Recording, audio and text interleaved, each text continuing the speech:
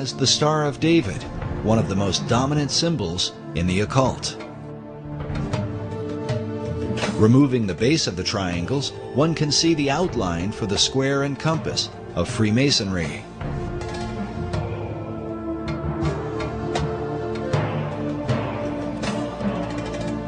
This next image shows what Manly Hall called the God of Reflections.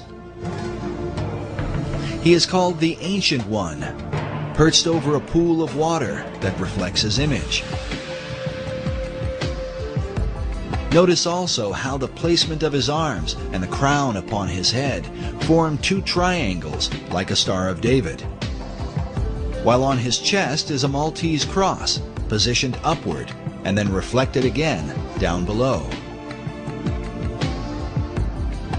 Esoterics believe this same principle of reflection can be found in nature, with bodies of water providing a mirror as a picture of the Hermetic maxim. With this in mind, consider the placement of the reflecting pools in our nation's capital. Before the Washington Monument,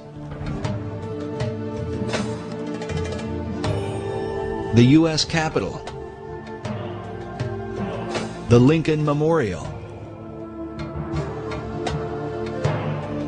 and the Supreme Court.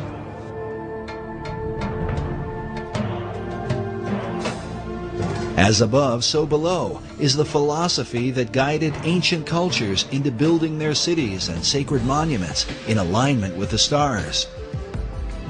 While mystical sites like Stonehenge, the pyramids, and Easter Island are all examples of this practice, modern researchers believe that with them is the design for Washington, D.C.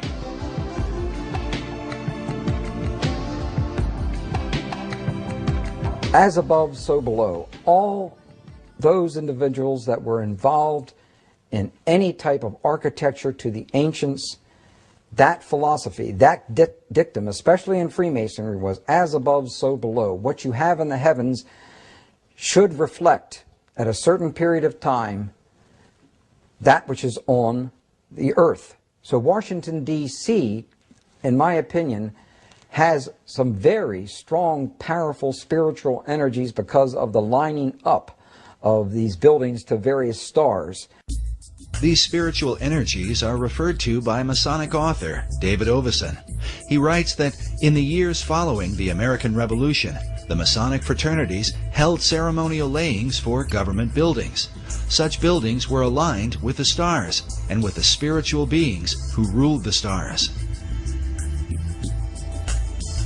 The debates over the design for Washington, D.C. usually begin with the designers themselves. Were these the sort of men to employ esoteric philosophy into the building of America's capital city? There's a distinction we have to make between the street plan of Washington, D.C. and the architecture that adorns it.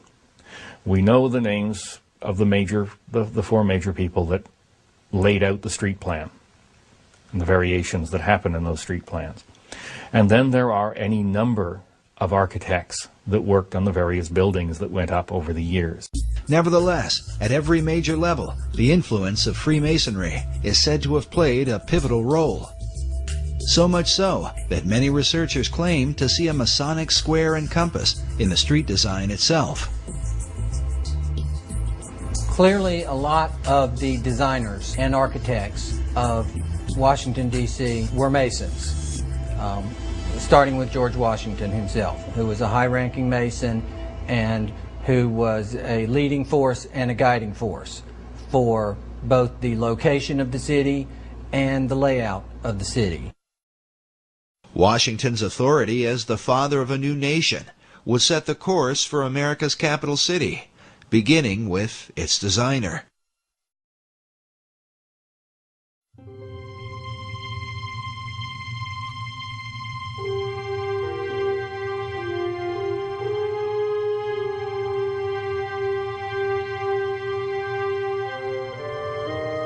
George Washington was still president during the time that the plan for the city was conceived. Washington had commissioned Major Pierre Charles L'Enfant to work out the initial street design. L'Enfant had come from France with the Marquis de Lafayette and served with Washington during the Revolutionary War as one of his officers. He was known as a temperamental Frenchman, sometimes difficult, if not impossible, to work with.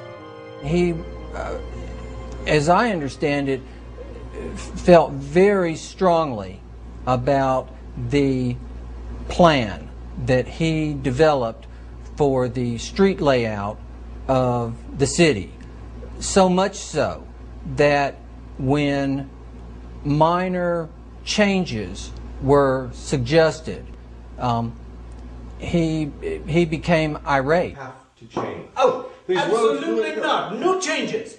These No roads going into the changes. swamps can't be done. But nonetheless, if you look at his original plan, which is of course available, you can see maps, his map, and it is very similar to the current layout of the city. L'Enfant insisted his original design be followed to the letter, something that would later lead to his dismissal from the project. Yet even so, one Masonic author writes that the early architects responsible for individual buildings did attempt with considerable success to honor L'Enfant's master plan. He goes on to call it an arcane schema to be established with the aid of interested Masons.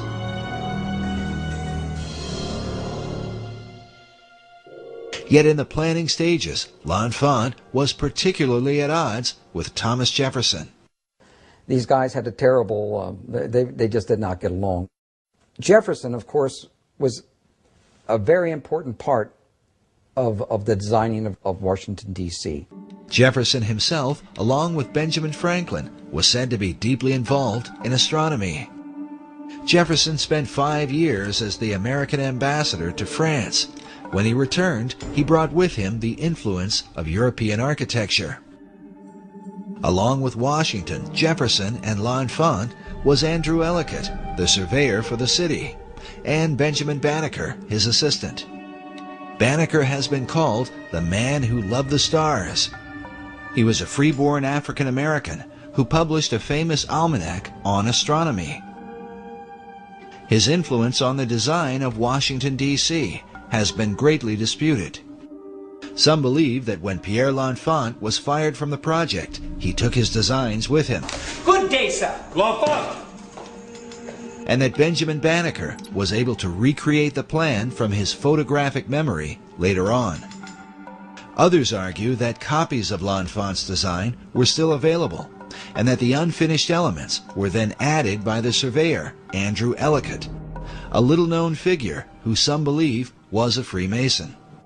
While mysteries abound about the specifics, one thing all of the designers and surveyors seemed to have in common was an interest in the esoteric elements that would compose Washington, D.C.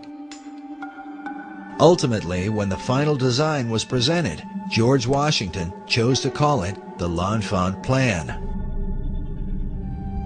Perhaps the most influential researcher into the L'Enfant Plan and the mysterious arcane elements of Washington, D.C. has been David Oveson, who wrote the book, The Secret Architecture of Our Nation's Capital. In his book, Oveson argues that the real mystery of Washington, D.C. is to be found in Federal Triangle. What Oveson felt was that Federal Triangle was basically reflected from the stars. Oveson's research, more than any other, confirms the idea that Washington, D.C. was built according to Hermetic principles, as above, so below. It was laid out to reflect what was going on in the stars, where you had a right-angled triangle surrounding the constellation of Virgo. The right-angled triangle surrounding Virgo is partly reflected in the layout of Federal Triangle and symbolizes the Pythagorean theorem. The theorem simply states that the base of a right triangle squared and the perpendicular side of a right triangle squared are equal to the third side, known as the hypotenuse. This theorem is said to be of unique and mysterious importance in Freemasonry. It's interesting that in the third degree of Masonry,